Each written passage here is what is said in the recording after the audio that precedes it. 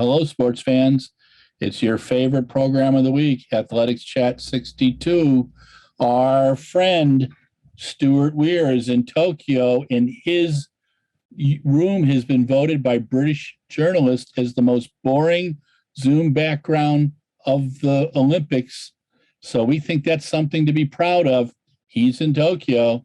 This is Larry Eater. I'm in Fort Atkinson, Wisconsin, the cheese capital of the world. And, we've actually have a couple Olympians in Tokyo from Wisconsin. So we're quite proud of that fact, I must say. Stuart, good to see you, my friend. Yeah, I just wondered, could we ask man John to check the background as to who else has ever had their curtains voted like that? I will send a note to John about that, because I think that is something that should be, commented on.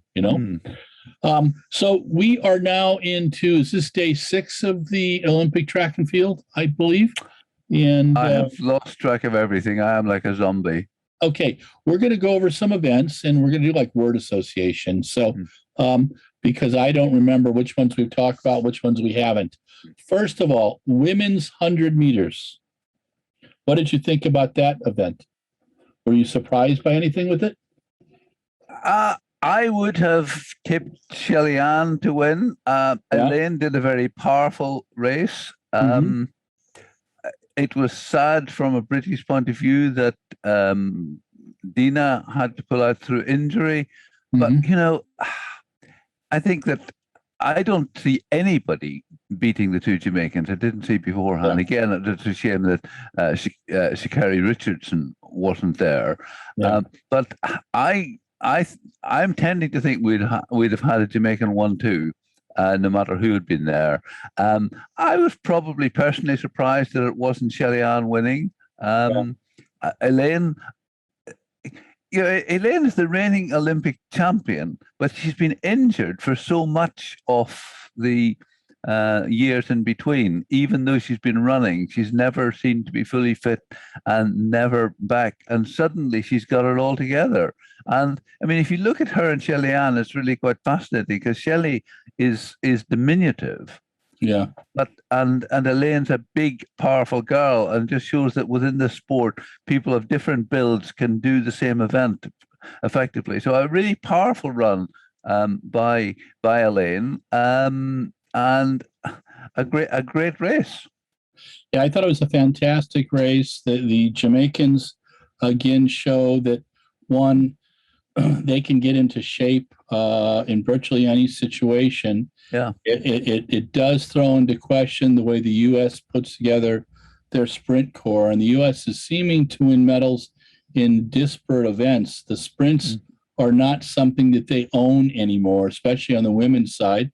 We'd love to have Sha'Carri back, but she created a bit of a controversy over here because she did a tweet or social media that said, miss me, and the response was mixed.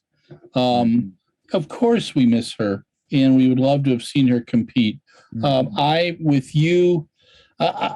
think that she could have broken up the three, but I'm not sure if Shrika could have beaten Elaine. I think there's a lot of emotion in Elaine's run, and to break Florence Griffith Joyner's, late Florence Griffith Joyner's Olympic record. I hate it when they call her Flojo, but over here on the U.S. TV, they're doing that.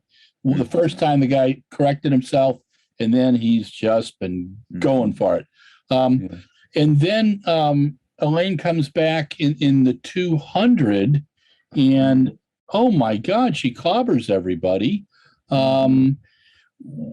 Where do you stand with this Christine Mabowa from Namibia, a woman who, like Caster Semenya, has a natural high level of testosterone, and had to compete 200 and below or 5,000 or above? I'm kind of going, I watched this woman, she totally destroyed Gabby Thomas, but should she be allowed to compete? Well, I I took a stand on Caster Semenya because I felt she was very unfairly treated.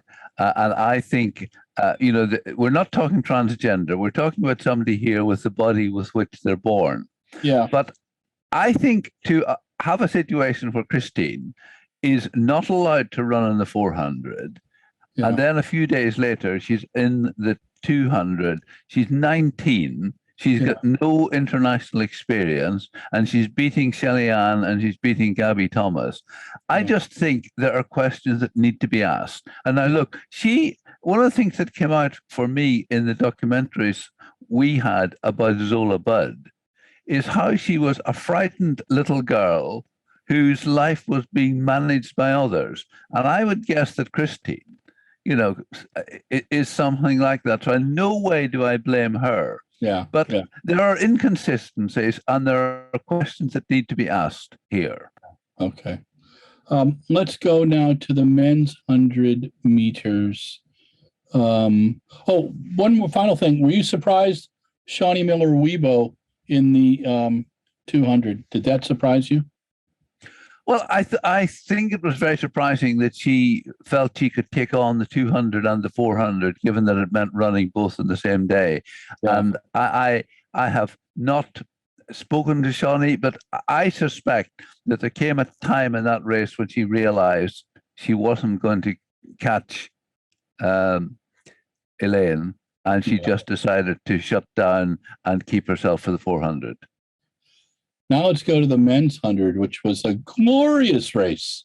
I mean, it was exciting. What did you think about that? Well, I'd have to tell you that this time last year I had never heard of Mr. Jacobs. Yeah. He was impressive winning some indoor races. He's the European indoor champion. But, we were thinking, well, there's nobody world class there. Running 60 meters indoors in February is a bit different from the Olympics. But I mean, he was just incredible. The way that he delivered.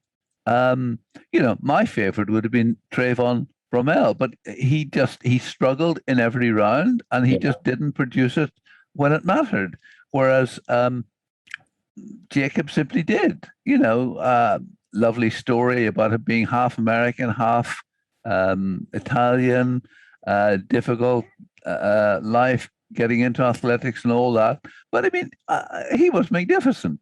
Now, funny enough, I ran into Ronnie Baker a couple of days after the race, and Ronnie was really very positive, having the experience of running the Olympic final. Yeah. And being absolutely determined that when he's in the next Olympic final, he will have something around his neck. Yes. And, again, Ronnie has developed from somebody who was really just an indoor runner, so to speak, to, putting in a solid performance, was unable in the final to produce the time he had done in the semi-final. But then again, championship running, the ability to produce 3 races in a short time is something that doesn't necessarily come natural to people. There was a lot of misinformation about Lamont Marcel Jacobs in the U.S., even on Wikipedia. And so in the research that I've been able to do, mom's Italian, dad was an American serviceman. They met in Italy. They got married. He was born over here when he was about 10. Mom and him moved back to Italy. He played basketball and football, and his coach said, hey, you've got some leg speed. So he sprinted for a while, then got into the long jump, has a best of about 8:07, but he had a windy 8:48 one time. And then his sprint, he really started developing as a sprinter. But he says himself, the only part of him that's American is his muscles. He's 95% Italian. And I loved how he and Gianmarco Tambiri hugged each other. We got a couple pictures of that. One of the issues, and thank you for your pictures, and then over here, my girlfriend, Kathy Camara, has been taking pictures from the TV so we could have something to show, because the photographers that we've talked to, they're having terrible time with the Wi-Fi. they can't get stuff out. They told us don't even expect anything till after the Olympics because the Wi-Fi is terrible. And I'm kind of going, how did the IOC allow this? Well, they want to give it for free. So I guess they don't have the money to get really good bandwidth. At least in London 17 and London 12, we had pretty good bandwidth, and people don't think about those things. But we had the 100 was, Fred Curley was a 400-meter guy. He decided to do the 100 and 200, and even I thought he was bonkers.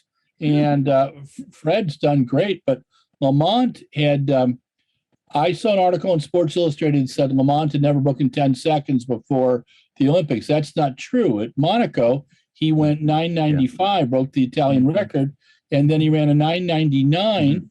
And then when he came to the Olympics, 9:94, 9:84, 9:80. He put it all together. His start is magnificent, and Curly looked good. And, we have an affection for Andre de Grasse. Andre is, today, after he won the 200, they showed on American TV, Nia Ali, the mother of his 3 children, and the kids jumping up and down, getting to talk to their dad. It was so sweet, and you can see him just beaming. So, it gave you a different side of Andre, because a lot of times he comes across on TV as a bit of a hard ass. But he's always been good to us for interviews. He's been a quite the sportsman. But so the 100, the men's 100 was great. What did you think of the men's 200? What surprised you about just one more aside on the 100. The fact that Tamberi won the high jump 5 minutes before the 100 was just made for such a drama. The 200, I suppose I expected Noah Lyles to win it going into it. But one of my friends who's a sprint coach said to me, once he saw how the two of them ran in the semi-final, he really thought that de Grasse could do it. And de Grasse, to me, he's got an incredible talent, but hasn't always quite delivered. And lovely to see him actually delivering on this. And it was close. From where I was sitting, I wasn't actually sure that he had won it. Where I was watching it, it looked like Noah put together his move, with 50 to go. But then all of a sudden, Kenny Bednarek and Andre came like bats out of hell out of the screen and went 1-2, and Noah was 3. And Andre ran that last 50 like he was Noah Lyles. And Kenny's a local in Wisconsin. The funny thing was, I took my car into the shop the other day, and when I talked to the guy on the phone, he knows, we're covering the Olympics, and he goes, that he had seen Kenny Bednarek when he was a junior, when he was an American high school kid, and they were all excited about him, So, for Kenny to pull a silver medal, and it's funny because one of his sponsors told me, I asked a group of people, who are the players over the next 3 years? And the person who's probably the keenest observer that I know of track and field said to me, who's always my anonymous source, Kenny Bednarek is going to be a huge player on the global stage. Well, he sure showed it with a silver medal in his first Olympic performance. Now let's go to the men's high jump. What an amazing event. And tell me what you thought about them agreeing to tie Mutaz and Gianmarco agreeing to for the gold. I got a little bit of negativity from some of our readers saying, why didn't they do why didn't they fight over it? What did you think about that? Funny enough, I want to write something on this, and I have my notes, and I haven't just found the time. But I thought that was a nice ending, and I know that it's part of the American mentality that you have to have a shootout, you have to have a winner. But cricket is one of our great games, and an honourable draw when you are second best is a great result. I thought it was a nice thing for them actually to say, look, today we have been equal. None of us neither of us deserves to beat the other. So, as I understand it, one of them actually said to the official, can we say no thank you to the jump out and just be joint winners? And he said, yes, that's possible. And I just think that's nice. And I mean, some people are thinking back, if you follow golf, to the Ryder Cup in 1969, when Jack Nicklaus picked up Tony Jacquelin's ball and said, I didn't want you to miss that and lose the competition.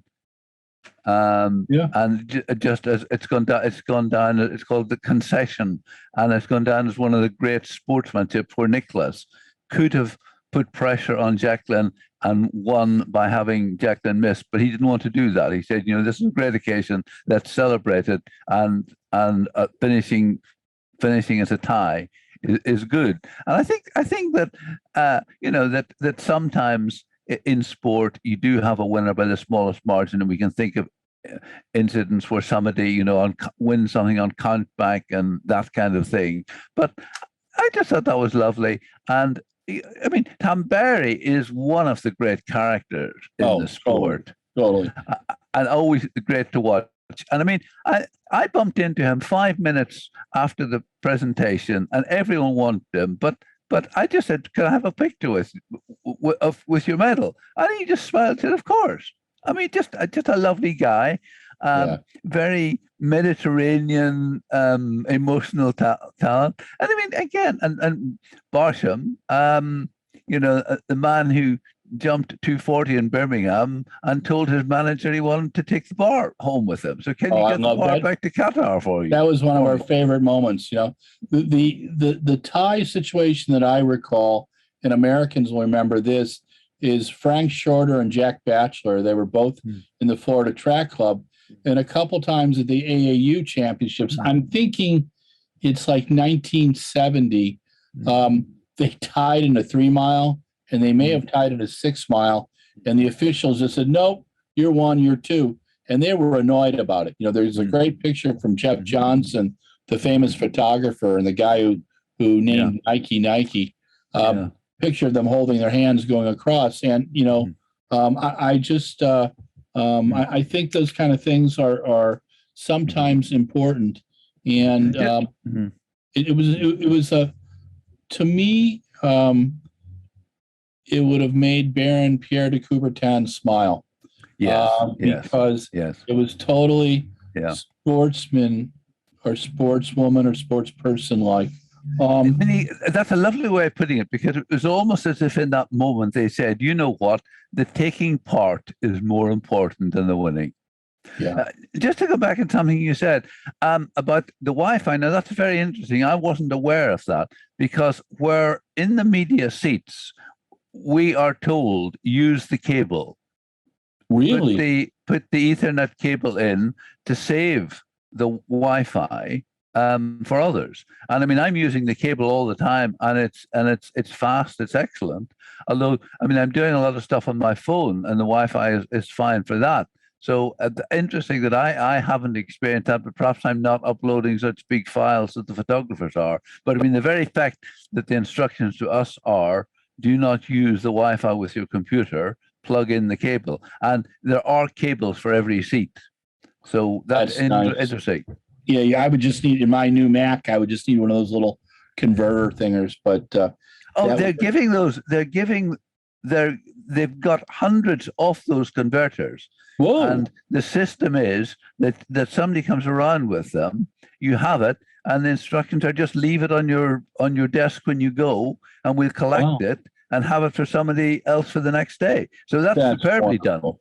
That's wonderful. One of our dear friends did not get to compete in the men's pole vault the other night. Sam Hendricks, and I'm going to try to reach out to him and see what he thought about the competition. But what did you think of the men's pole vault competition? Just before we get into that, I mean, tragic for Sam to miss out. But in a way, I think I'm very relieved that he's about the only one I can think of, because I feared there could have been 100. Yeah, that was my terrible worry, was that or a bunch of the media people got sick, and yeah. So, and I mean, when you think of some of the other meets, like the European indoors, we had people not allowed to compete, and so I mean, for it to be just one too many. But yeah. I mean, I thought the pole vault was a good competition. We have a saying in soccer that a player said, that soccer is a game that lasts 90 minutes, and at the end, Germany wins. And a pole vault is a competition where men jump over a bar, and at the end, Mondo wins. Yeah, it's Mondo's world. We just live in it. Yeah, yeah. I just think that I just think there was no possible way that Mondo was not going to win that. I mean, it was great. We were absolutely thrilled with Harry Koppel coming 7th. Sure. Producing his best ever performance, doing it under the pressure of the occasion. And, I mean, he's very sensible comments afterwards saying, absolutely thrilled to do this. Hopefully I can move on from this. And coached by Scott Simpson, who hasn't found anything in life that's as interesting as the pole vault, and a lovely man, and always tweeting interesting things. So, I mean, it was a great competition. In a way, we talked about the 100 and the 200 and the surprise wins. There was no uncertainty, I think, in who was going to win the pole vault, but it's still a good competition. So well done, Mondo. It's one thing being the best in the world, but you've got to turn up and do it on the day. Yeah, no. I thought that the competition was good. It was nice to see the young American take silver. I also observed Mondo disagreeing with his dad, Greg, a couple times about some things during the pole vault. That was comforting for me to see. I had met his parents in 2017 at the Prefontaine. And, Greg, I remembered, well, I was there when Greg won at Pre back in the 1990s, early 1990s. But Mondo is his own person. His brothers were giving him a little trouble. Like one of them said on World Athletics programming, I can't believe you missed that 619. How did you miss that first one? So the brothers give him a little bit of trouble. But no, I thought it was a very good competition. Yulimar Rojas, we've been talking about her getting a world record for a while, and she finally gets it. Yes. She's so much fun. She's just like 6'4", total athletic, little goofy, and very animated. What did you think of the triple jump? I have to put my hand up and say that it's completely on the far corner of the arena from where I am, and so I didn't watch it in detail. Okay. But dare we say it to those people in the Diamond League management, another exciting triple jump competition. How you could ever think it wasn't worth keeping in your program is beyond me. Now great to see Rojas doing the business. And we've got the men still to come at the time we're speaking. So, and that'll be a really interesting without Christian Taylor. Yeah, that I went on the other day and said I hope that Will Clay can get excited about competing with Pedro Pichardo. Yeah, you and I recall Pichardo and Taylor in Lausanne that year when Pichardo bumped up against Christian in one of the, I think it's like 2015. And Christian got angry, and then he went and dropped an 1808, and it was just like a It was like Yeah. two boxers out there. And I remember Mhm. I would always tease Christian about that. I said, hey, you can get it going a little bit, you know. Let's talk about an event that you're quite excited about. The women's 800, two 19-year-olds just surprised a lot of veterans. What did you think of that race? Well, I'm not going to dare to mention the name of the winner because in her victory comment, she said the first thing I need to do is to teach people how to pronounce my name. How should we pronounce her name? Is it a thing? I don't know.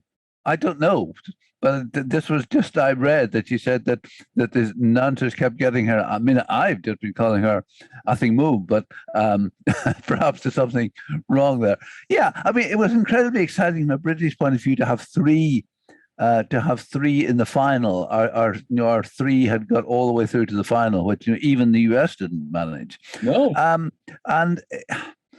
But could one of them get a medal?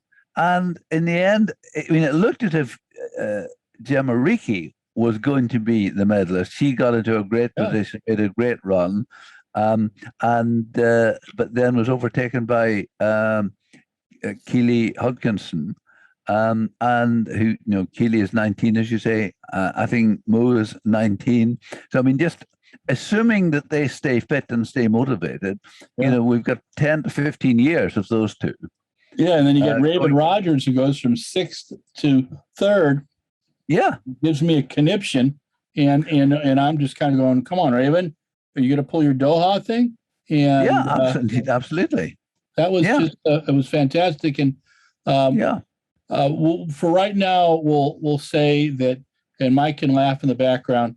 Thing Mo, she led from the beginning to the end, but she is singularly the most relaxed young woman I've seen, in the boys at the group at Nike who picked her up. They're very proud of having that sponsorship, but she has been confident from day one, and she handles the press so well.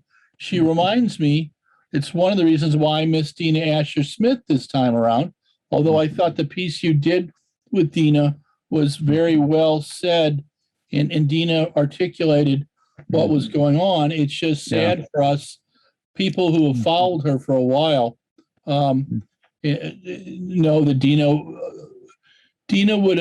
could have shaken some things up a little bit if she'd have been all there. And that's the tough one. What did you think of the men's 800? Well, I didn't see two Kenyans coming through like that. Yeah, me either. Really interesting. I mean, I've met Emmanuel Correa, and there's an interesting story there. I'd quite like to delve more into it, because I think that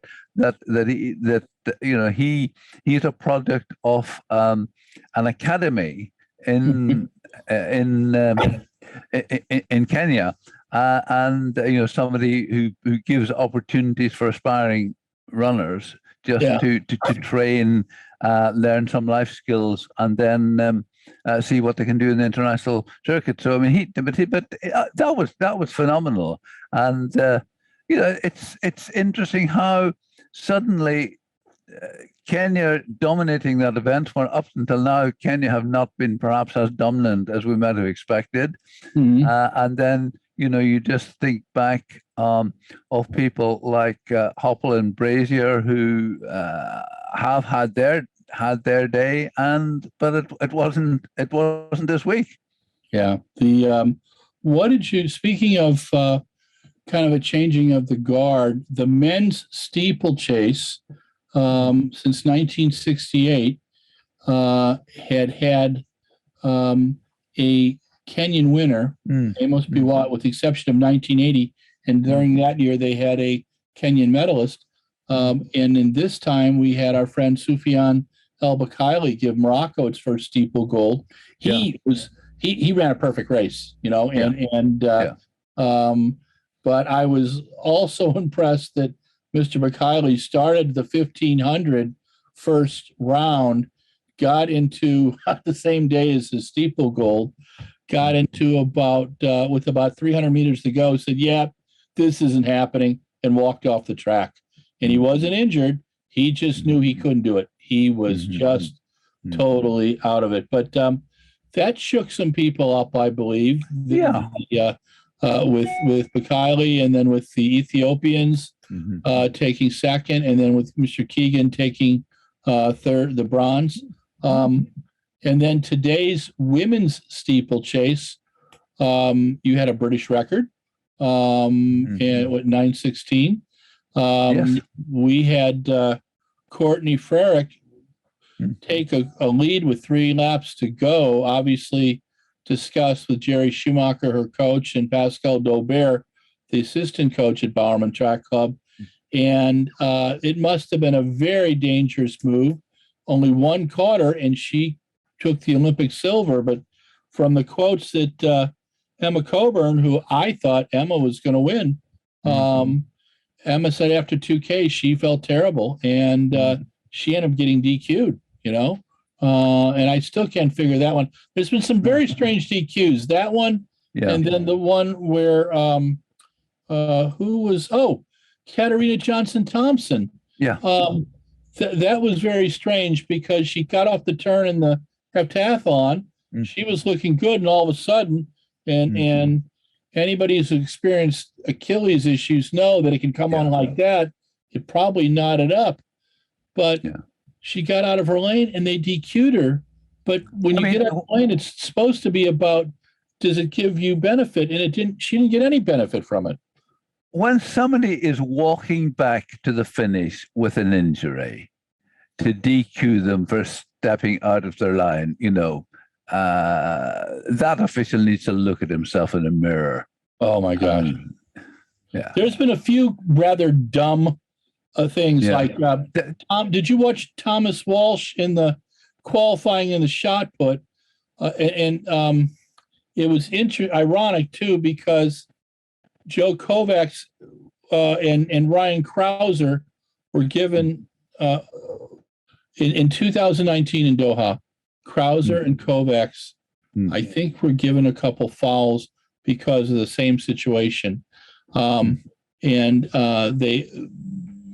Walsh stood up for himself, had a foul measured, which was 21:49, and he was able to go on. That's why he's in the final. But they moved those two officials, very quickly. So there's been some kind of questioning with that. And I think the starting blocks, what the hell's going on with the starting blocks? Just another official story. I loved that when poor old Adam Jamilius got injured and decided just to walk back to the start, he was recorded with an official time for the 200 of 1 minute, 58 seconds. Wow. Have you got to talk to Adam at all? No. Okay. Anything from the British team? Well, just basically, he felt his hamstring while warming up. He said it was just his last run before going into the call room. He felt his hamstring. Normally, he would not have taken part, but he just thought, look, this is the Olympics. Perhaps it's not as bad as I think it is. And he just felt that he had to try it, and it wasn't working from his first few steps, and so he stopped. The semifinal, the women's 400 meters, we saw Shawnee Miller-Weibo do quite well. We saw Allison Felix do quite well, and we saw Jody Williams. Superb. Making me smile. What superb. Under 50 seconds. That's fantastic. Jody is enough. I've known Jody for years, and I actually spoke to her after the race. She was a world junior winner at the 100, but then didn't make the transition from junior into senior quite as smoothly as she might have done. She had a brilliant year in 2014, coming second in the Commonwealth, second in Europe, then just lost her way a little bit. Has started running 400s almost by chance, because she wanted to do indoor running this year. And of course, there's no 200 indoor in a championship. Mhm. So she started trying 400s, finished up getting a medal in the European indoors, which frankly, she had no right to get at all. If you look at the experience and the quality of the 400 runners, a 200 sprinter should not have got a medal, but she just ran a brilliant race. Hey, sports fans, your favorite program, Athletics Chat. This is the epilogue, or actually Larry's monologue or conversations with Larry. You know, it's a one-way conversation where I get to spout off. Okay, deal with it. Anyway, our friend Stuart is in Tokyo, and I'm in Fort Atkinson, Wisconsin. And between us, we have been communicating daily, twice a day during the sessions. I stay up Japan time, which means I get up at 4 a.m., go till about 10 a.m., and then collapse for a while, and then come back on at 7 p.m. Stuart is in the stadium in the both sessions and is sending stories. We're also getting stories from a group of writers that we met with through Ori Shantz at the University of Oregon. And then Justin Legatt is cranking out 2 pieces a day, Dave Hunter 1 piece a day, and I write when I can between editing. But I think we're giving you a pretty good view of what's going on. A couple things to note. Most of the photos that you are seeing are from my girlfriend, Kathy Camara, who's been shooting them off the TV, because our regular photographers are having a hell of a time getting Wi-Fi that works in Tokyo and being able to send such large files over here. And 2 of them have just said, "Hey, look, we'll send them. I'll send them to you when we get back, or when they're in a airline, business suite when they're flying back." So it's going to be it's a challenge. We're using photos from various events to cover things, and then we're pulling stuff off the television. We talked about the 100s, the 200s, we got into the world record in the triple jump, the pole vault. There's been just some great competitions. The one I wanted to talk about was the 400-meter hurdles, men and women. I think were tremendous events, living way up to the hype. Karsten Warholm and Rai Benjamin were fantastic. And Karsten, after the race, said that Rai deserves to have a gold medal just like him, and so is Allison Dos Santos. And then he gets quoted in a story today complaining about Rai's shoes, even though Puma is working with Mercedes on trying to do the world's fastest shoes. So there's a little bit of confusion in the messaging there. The women's side is pretty straightforward. Sydney McLaughlin and Delilah Muhammad obviously compete against each other, but they also seem to respect each other. Femke Bol had a great performance, 52.03. Delilah Muhammad, 51.58 under the world record, and then an amazing 51.46 by Sydney McLaughlin. Can she go faster? Yes. Can Karsten Warholm, God, I'm going back to another era, Karan Clement, he could, he still should be competing, but he's not. Can Karsten Warholm break his 45.94? I think he can. I don't think it's about fast tracks. I think it's about the high level of athletes we have competing right now, the amazing physicality, the amazing fitness levels of 15 months of hard training. And you put them together and compete, and that's what happens. We've still got about 4 days of the Olympics ahead of us. There's going to be some great performances. We will continue to cover them for you. So watch for we have previews, and then I'll be pouting off on reviews of each day starting tomorrow. And poor Mike has to record all of those. But all in all, I think things have been pretty good. Some comments on the U.S. broadcast. Most Americans are confused about how NBC is doing anything.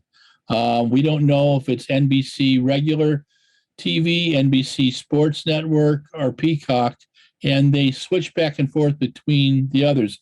Case in point, the other night on the East Coast, instead of showing the first round of the men's 1500, they showed WWF wrestling, and people went crazy, and they were texting Jeff Benjamin, our senior writer on the East Coast, thinking that he could, talk to NBC and get him to fix it.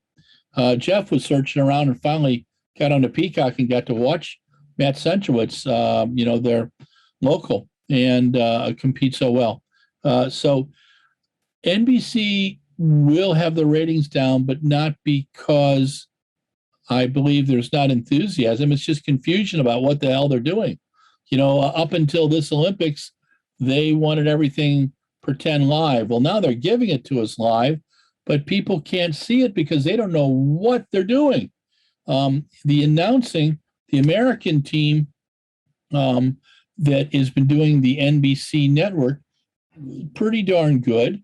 The international feed, there's a little, I miss Tim Hutchings. I'd like to see Tim Hutchings, Bill Spalding, Lawrence Johnson, Kara Goucher, Sonia Richards-Ross, Trey Hardy and Paul Swangard aren't getting enough time.